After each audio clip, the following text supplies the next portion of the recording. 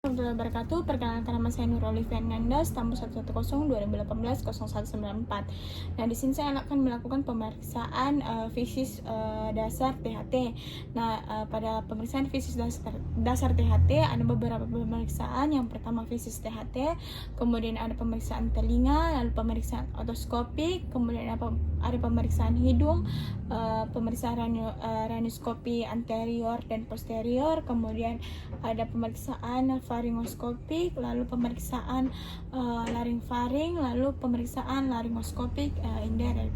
Nah, yang pertama saya lakukan itu adalah untuk pemeriksaan anamnesis. Assalamualaikum. Waalaikumsalam. Silakan duduk Ibu. Perkenalkan, nama saya Dr. Nur Olivia Nanda yang menjaga poliklinik pada pagi hari ini. Kalau boleh tahu Ibu namanya siapa Ibu? Arinda. Ibu Arinda Di. Ya, Umurnya Ibu Arinda? 24 tahun. 24 tahun Di. Alamatnya Ibu? Daya. Oh, di Daya Ibu Di. Pekerjaannya Ibu Arinda? Ibu rumah tangga. Ibu rumah tangga Di. Ada yang bisa saya bantu Ibu Arinda? Ini dok, pendengaranku tersumbat. Tersumbat Ibu Di. Dia nyeri itu atau tidak Ibu? Nyeri dok. Nyeri Di. Ya, Pendengaran tak menurun atau tidak Ibu? menurun dok. Menurun Di. Ada cairan yang keluar dari telinga tak? Ada dok. Ada. Itu sudah berapa lama Ibu? Tersumbat itu dok, terus menerus itu 3 hari dok. Oh, terus dia ini nggak hilang timbul. Tidak. Nggak. Apa ada demam tak Ibu? Tidak ada dok. Tidak ada Di. Untuk pernah lagi mengalami seperti begini sebelumnya Ibu? Tidak dok. Oh, tidak pernah Ibu Di. Ya. Kalau riwayat keluarga tak ada yang mengalami hal yang sama? Tidak ada juga dok. Tidak ada Di. Untuk penyakit lain tak ada, mungkin hipertensi Ki atau diabetes Ki? Tidak dok. Oh, tidak ada Di. Ya.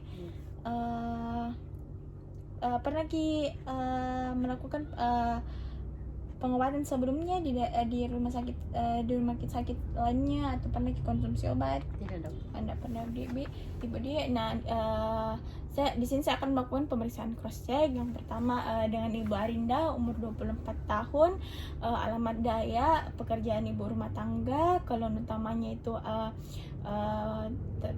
terjadi penurunan pendengaran, kemudian telinga itu tersumbat, rasa seperti tersumbat, kemudian nyeri, tidak yang dia rasakan sudah 3 hari dengan terus menerus, kemudian tidak ada demam. Untuk riwayat keluarga tidak ada, penyakit lainnya juga tidak ada, tidak pernah melakukan pengobatan sebelumnya. Ada yang mau lagi ditambahkan Ibu? Tidak ada lagi. Oke Bu, untuk membantu saya untuk menegakkan diagnosis kepada Ibu, sebaiknya Ibu melakukan pemeriksaan fisik. Apakah Ibu bersedia? Nah, baik, setelah pasien menyetujui untuk melakukan pemeriksaan fisik, yang pertama kita lakukan itu menyiapkan alat dan bahan. Nah, untuk alat dan bahannya itu ada handscomb, kemudian spekulum hidung berbagai ukuran, kemudian spekulum telinga berbagai ukuran, kemudian ada spekel lidah, kemudian ada cermin laring berbagai ukuran, lalu serumen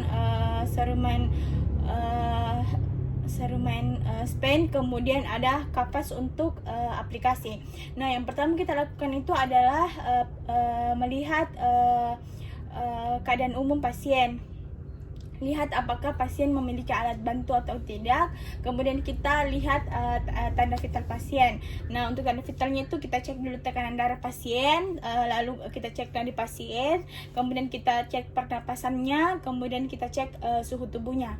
Nah, untuk pemeriksaan berikutnya itu ada pemeriksaan fisik. Yang pertama kita memberikan info konsen dulu kepada pasien. Tapi Ibu, di sini saya akan melakukan pemeriksaan fisik kepada Ibu, yang tujuannya itu untuk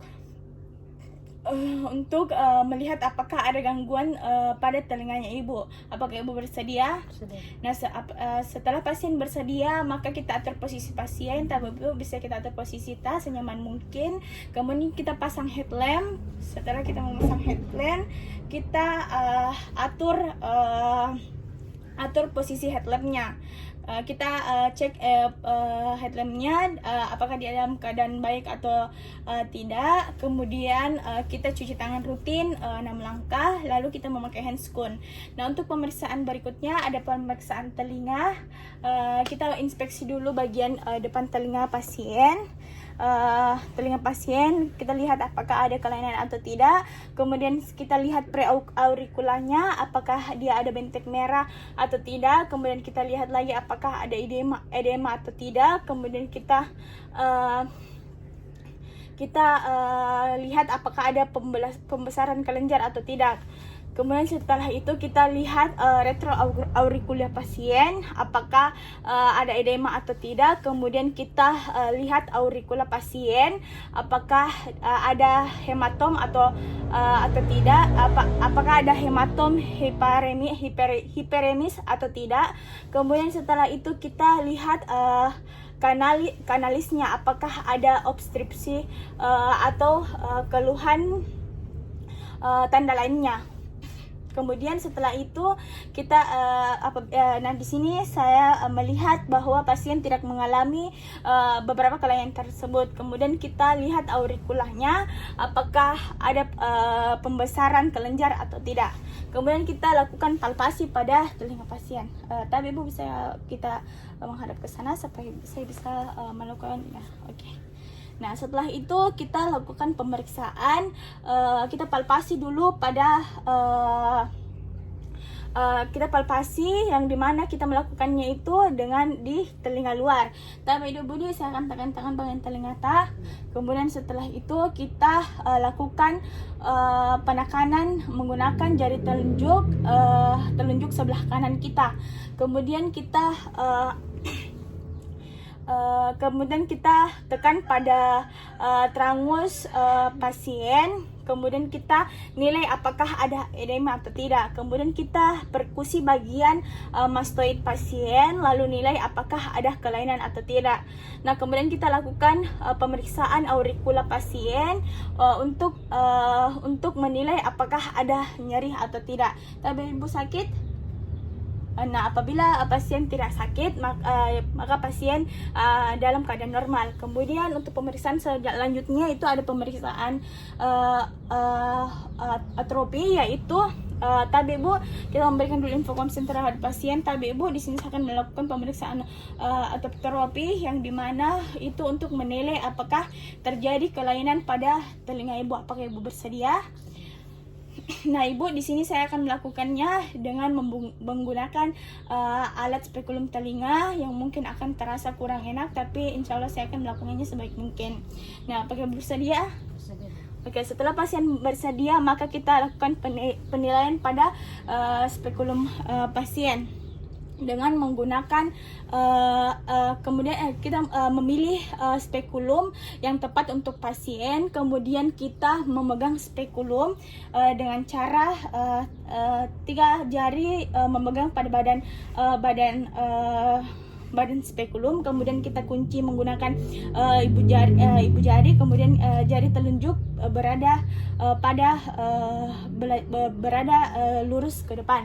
Kemudian setelah itu setelah kita melakukan pemegangan menggunakan kemudian kita pegang telinga pasien menggunakan 2 jari. Setelah itu kita memegang daun telinga pasien menggunakan 2 jari. Lalu setelah itu kita periksa bagian telinganya. Kemudian kita mengarahkan serotan lampu tepat di liang telinga pasien. Setelah kita memfokuskan lampu pada liang telinga pasien, kemudian kita melihat apakah ada kelainan ostikuli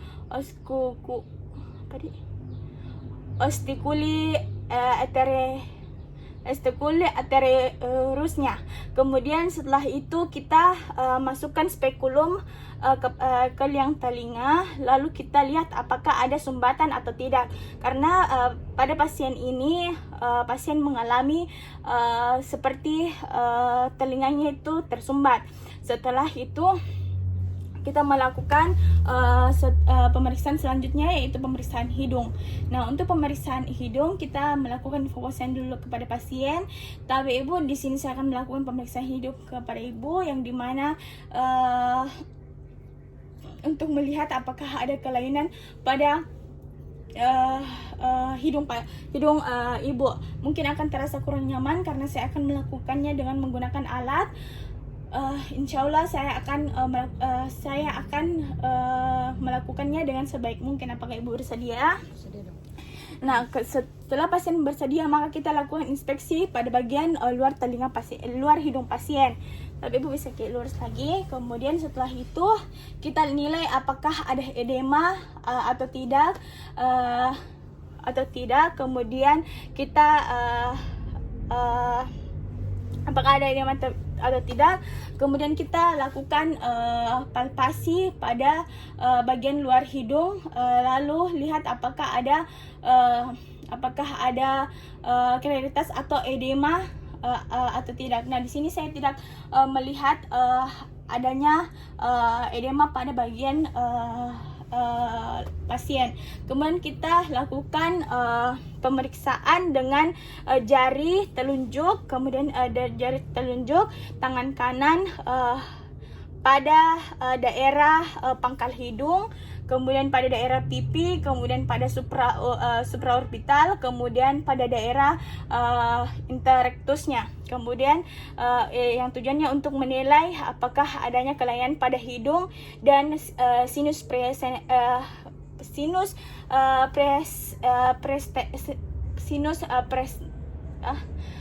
apakah ada kelainan pada sinus presentralisnya. Kemudian di sini saya tidak melihat kelainan pada pasien. Kemudian untuk pemeriksaan selanjutnya, di sini saya akan melakukan pemeriksaan tes rhinoskopik anterior. Nah, yang pertama kita memberikan info konsen dulu kepada pasien.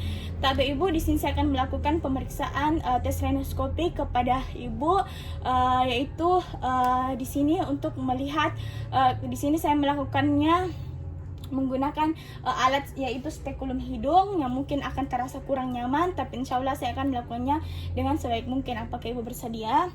Nah, setelah pasien bersedia, kita melakukan pemeriksaan pada spekulumnya. Kemudian kita atur spekulum, kita memilih spekulum yang tepat untuk hidung pasien. Kemudian kemudian setelah itu kita menginstruksikan pasien untuk bernapas normal. Tapi ibu, setelah kita melakukan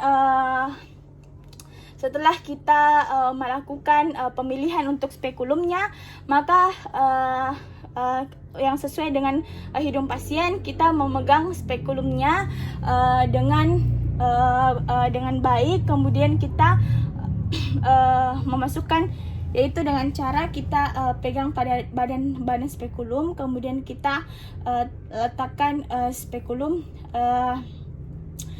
kita meletakkan jari telunjuk dengan tegak lurus, kemudian kita mengunci dengan menggunakan jari ibu jari. Kemudian setelah kita memegang spekulum, kita menyuruh pasien untuk mendongak.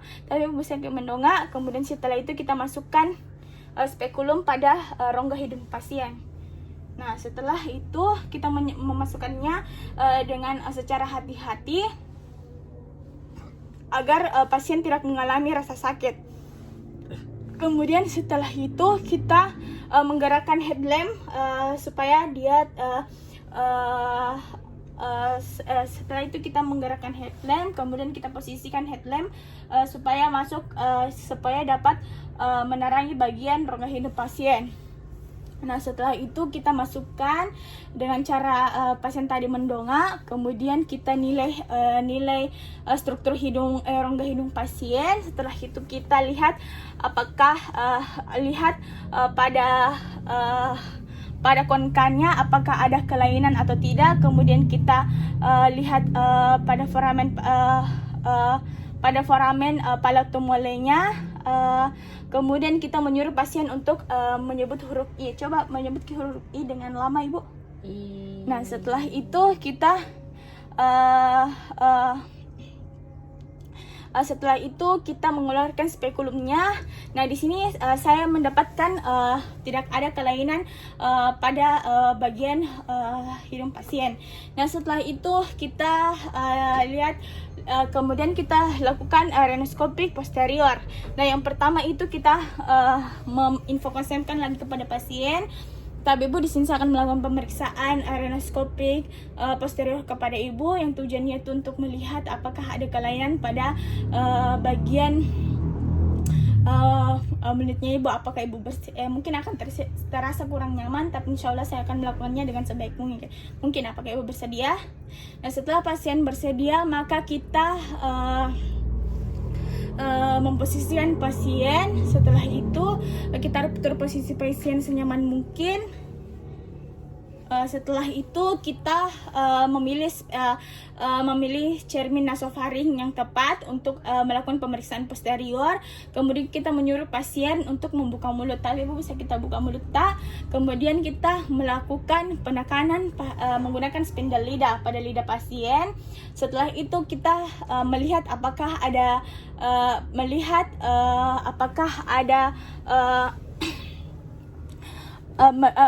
kita melihat bagian lidah dengan menggunakan cermin nasofaring yang dimasukkan ke dalam orofaring pasien. Sebelum kita masukkan, kita lidah apikan dulu. Setelah itu kita pastikan, kemudian kita atur sesuai dengan suhu tubuh kita. Nah, apabila cermin laringnya ini cocok, sudah tepat pada suhu tubuh kita, maka kita memasukkan cermin laring, yaitu dengan memposisikan menghadap ke atas sampai cermin laringnya itu sampai di belakang, tidak sampai di belakang ovule pasien. Setelah itu kita setelah itu kita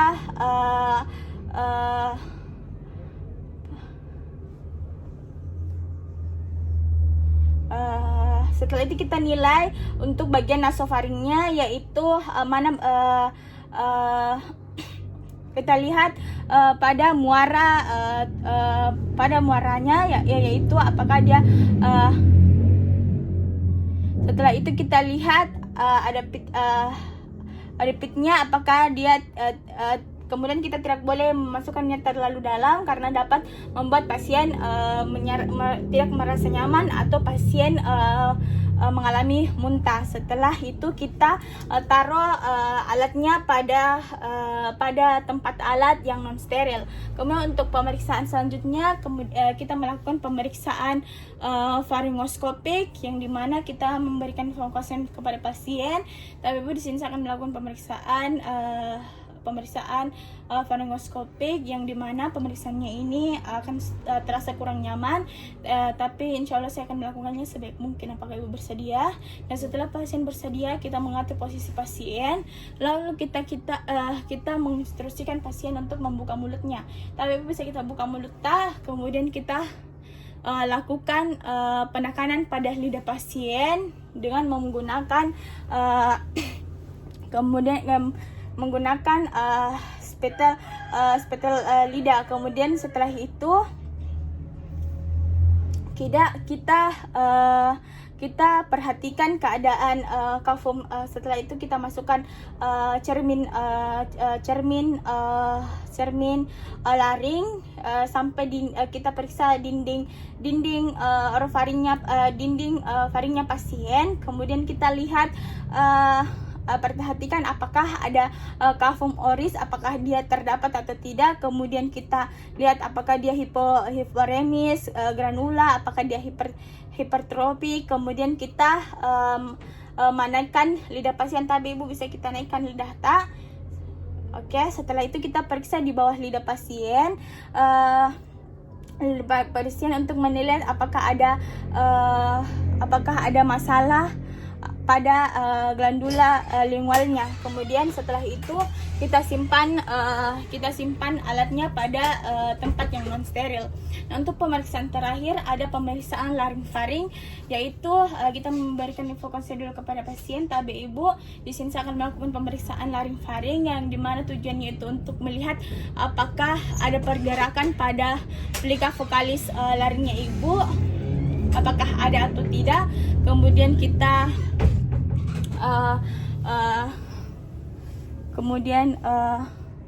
setelah itu kita menyiapkan alat dan bahannya. Nah, untuk alat dan bahannya itu kita menggunakan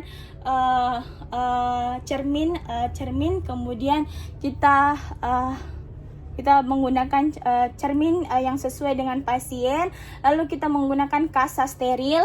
Nah, kasa steril, setelah itu setelah kita menggunakan kasa steril, setelah itu kita menyuruh pasien untuk membuka mulutnya. Tapi kita bisa membuka mulutnya, kemudian kita keluarkan lidah tak sepanjang mungkin atau sejauh mungkin. Nah, setelah itu kita mengambil kasa steril, kemudian kita tarik pegang bagian ujung lidah pasien, kemudian kita menginstruksikan pasien dengan bernapas normal. Tapi ibu bisa bernapas normal, tapi bisa kita tutup. Ya. Setelah itu kita masukkan cermin laringnya yang telah dilidah apikan. Setelah itu ke dalam orofaringnya, kemudian setelah itu kita posisikan cermin laringnya sedemikian rupa hingga